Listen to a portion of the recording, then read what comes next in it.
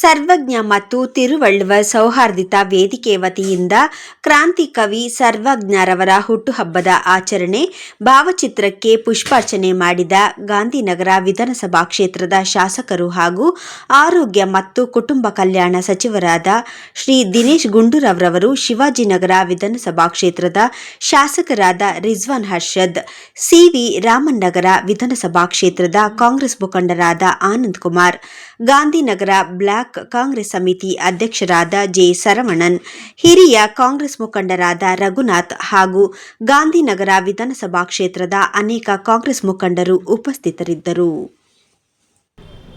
ಬೆಂಗಳೂರಿನಲ್ಲಿ ತಿರುವಳ್ಳುವರ್ ಅವರ ಪ್ರತಿಮೆ ಮತ್ತು ಚೆನ್ನೈಯಲ್ಲಿ ನಮ್ಮ ಮಹಾನ್ ಕವಿ ಸರ್ವಜ್ಞರವರ ಪ್ರತಿಮೆ ಅನಾವರಣ ಆಗಿರುವಂಥದ್ದು ಅದು ಒಂದು ದೊಡ್ಡ ಇತಿಹಾಸನೇ. ಕನ್ನಡಿಗರ ಮತ್ತು ತಮಿಳರ ಸೌಹಾರ್ದಕ್ಕೆ ಇದು ಒಂದು ಸಂಕೇತ.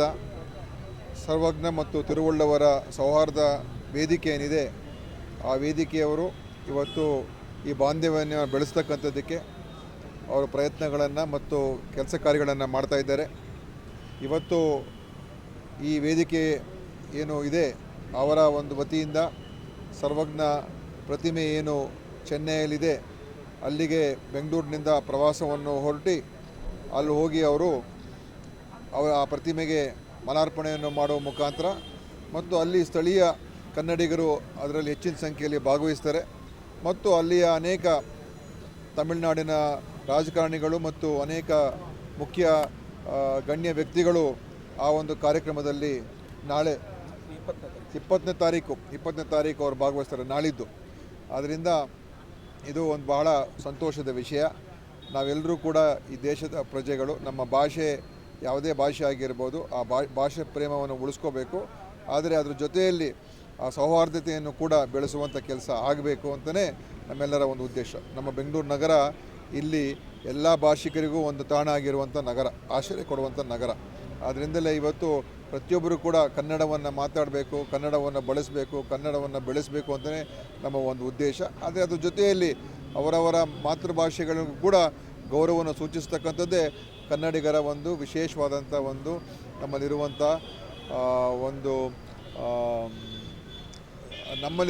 ಒಂದು ವಿಶೇಷವಾದ ಗುಣ. ಆದ್ದರಿಂದ ಇವತ್ತು ನಾವು ಅದನ್ನು ಬೆಳೆಸ್ತಾ ಇದ್ದೀವಿ, ಮುಂದುವರಿಸ್ತಾ ಇದ್ದೀವಿ ಅಂತ ಹೇಳಿ ಇವತ್ತು ಏನು ಸರ್ವಜ್ಞ ಮತ್ತು ತಿರುವಳ್ಳುವರ ಸೌಹಾರ್ದ ವೇದಿಕೆ ಏನಿದೆ, ಈ ವೇದಿಕೆ ನನ್ನ ಹೃತ್ಪೂರ್ವಕ ಅಭಿನಂದನೆ. ಅವರು ಮಾಡ್ತಾ ಇರುವಂಥ ಈ ಭ್ರಾತೃತ್ವ ಬೆಳೆಸುವಂಥ ಕೆಲಸ ಇನ್ನೂ ಯಶಸ್ವಿಯಾಗಿ ನಡೀಲಿ. ನಾವೆಲ್ಲರೂ ಕೂಡ ಸಹೋದರ ಸಹೋದರಿಯರಾಗಿ ಬಾಳೋಣ ಅಂತ ಹೇಳಿ ಈ ಒಂದು ಶುಭ ಕಾರ್ಯಕ್ರಮಕ್ಕೆ ನನ್ನ ಶುಭಾಶಯಗಳನ್ನು ಅರ್ಪಿಸ್ತೇನೆ. ಸರ್, ನಿಜವಾಗ್ಲೂ ಒಂದು ರೀತಿಯಾದ ಸಂತೋಷವಾದಂಥ ವಿಷಯ ಇದು.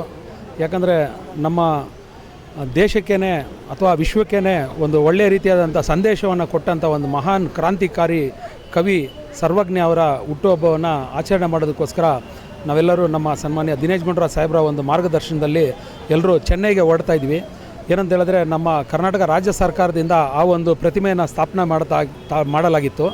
ಆ ಒಂದು ಪ್ರತಿಮೆಯನ್ನು ಸ್ಥಾಪನೆ ಮಾಡಿದ ನಂತರ ಯಾವುದೇ ರೀತಿಯಾದಂಥ ಅದರ ಪಾಲನೆಯನ್ನು ಯಾರೂ ಮಾಡ್ತಾ ಇರಲಿಲ್ಲ. ಹಾಗಾಗಿ ನಾವು ಈ ಹುಟ್ಟುಹಬ್ಬದ ದಿವಸ ಅಲ್ಲಿಗೆ ಹೋಗಿ ಅಲ್ಲಿ ಪಾಲನೆ ಮಾಡಬೇಕು, ಅಲ್ಲಿ ಒಂದು ಪೂಜೆ ಮಾಡಿ ಅವ್ರಿಗೊಂದು ಗೌರವ ಸಲ್ಲಿಸಬೇಕು ಅಂತ ನಿಟ್ಟಿನಲ್ಲಿ ಈ ಒಂದು ಕಾರ್ಯಕ್ರಮನ ಎಲ್ಲ ನಮ್ಮ ಸಂಗಡಿಗರ ಜೊತೆಗೆ ಸೇರಿಕೊಂಡು ಇವತ್ತು ನಾವು ಹಮ್ಮಿಕೊಂಡಿದ್ದೀವಿ.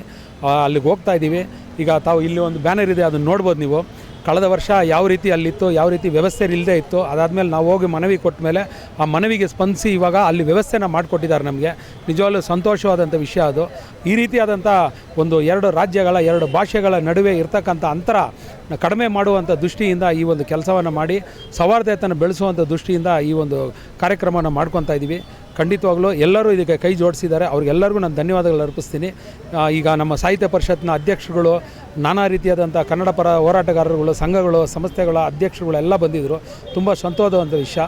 ಈಗ ಹಾಗೆ ನಮ್ಮ ಶಿವಾಜಿನಗರ ಕ್ಷೇತ್ರದ ಶಾಸಕರಾದ ರಿಜ್ವಾನ್ ಅರ್ಷದ್ ಸಾಹೇಬರು ಬಂದಿದ್ದರು. ಎಲ್ರಿಗೂ ನಾನು ಧನ್ಯವಾದಗಳನ್ನ ಹೇಳ್ತಾ ಈ ಒಂದು ಕಾರ್ಯಕ್ರಮಕ್ಕೆ ಯಶಸ್ವಿಯಾಗಲಿ ಅಂತ ಕೋರ್ತಾ ಇದ್ದೀನಿ. ನಮ್ಮ ಸಿ ವಿ ರಾಮನ್ ನಗರದ ಪಾರಿಜಾತ ಅಭ್ಯರ್ಥಿ ಅಂತ ಆನಂದ್ ಕುಮಾರ್ ಅವರು ಬಂದಿದ್ದಾರೆ. ಆಮೇಲೆ ವಿಷ್ಣು ಅವರು ಬಂದಿದ್ದಾರೆ, ಪುಲ್ಕೇಶ್ನಾದ. ಎಲ್ಲ ಬೆಂಗಳೂರಿನ ಎಲ್ಲ ಭಾಗದಿಂದನೂ ಜನರು ಬಂದಿದ್ದಾರೆ. ಎಲ್ರಿಗೂ ನಾನು ಧನ್ಯವಾದಗಳನ್ನ ಅರ್ಪಿಸ್ತಾ ಇದ್ದೀನಿ. 2009ರಲ್ಲಿ ಕರ್ನಾಟಕ ಸರ್ಕಾರ ತಿರುವಳ್ಳುವರ್ ಸ್ಟ್ಯಾಚ್ಯೂನ ಬೆಂಗಳೂರಿನಲ್ಲಿ ಸ್ಥಾಪನೆ ಮಾಡ್ತಾರೆ. ಆ ಸಂದರ್ಭದಲ್ಲಿ ಚೆನ್ನೈನ ಜೀವಾ ಪಾರ್ಕಲ್ಲಿ ತಮಿಳುನಾಡು ಸರ್ಕಾರ ಸಹ ತಿರುವಳ್ಳವರ ಸ್ಟ್ಯಾಚ್ಯೂ ಸ್ಥಾಪನೆ ಮಾಡ್ತಾರೆ, ಸರ್ವಜ್ಞ ಸ್ಟ್ಯಾಚ್ಯೂ ಸ್ಥಾಪನೆ ಮಾಡ್ತಾರೆ. ಇಲ್ಲಿ ಕರ್ನಾಟಕದಲ್ಲಿ ಬೆಂಗಳೂರಿನಲ್ಲಿ ಸರ್ಕಾರಿ ಕಾರ್ಯಕ್ರಮದ ರೀತಿಯೇ ತಿರುವಳ್ಳವರ ಜಯಂತಿನ ಆಚರಣೆನ ನಾವು ಮಾಡ್ತಾ ಇದ್ದೀವಿ. ಇಲ್ಲಿ ಭಾಷಾ ಬಾಂಧವ್ಯ ರೀತಿ ಇದೆ, ಸರ್ವ ಜನಾಂಗದ ಶಾಂತಿಯ ತೋಟ ಅನ್ನೋ ಸಂದೇಶ ಬೆಂಗಳೂರಿಂದಲೇ ನಡೀತದೆ.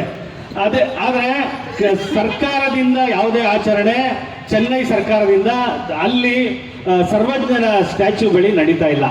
ನಮ್ಮ ಸರ್ಕಾರದಿಂದ ತಾವು ಸಹ ಸರ್ಕಾರಿ ಕಾರ್ಯಕ್ರಮದ ರೀತಿ ಇದನ್ನು ಮಾಡಬೇಕು ಅಂತ ತಾವು ಮಾತುಕತೆ ಮಾಡಬೇಕು ಅಂತ ಈ ಸಂದರ್ಭದಲ್ಲಿ ನಮ್ಮ ನಾಯಕರನ್ನ ಕೇಳ್ಕೊಳ್ತೀನಿ. ನನಗೆ ಮಾತಾಡೋಕ್ಕೆ ಅವಕಾಶ ಕೊಟ್ಟಂತ ಎಲ್ಲರಿಗೂ ವಂದನೆ.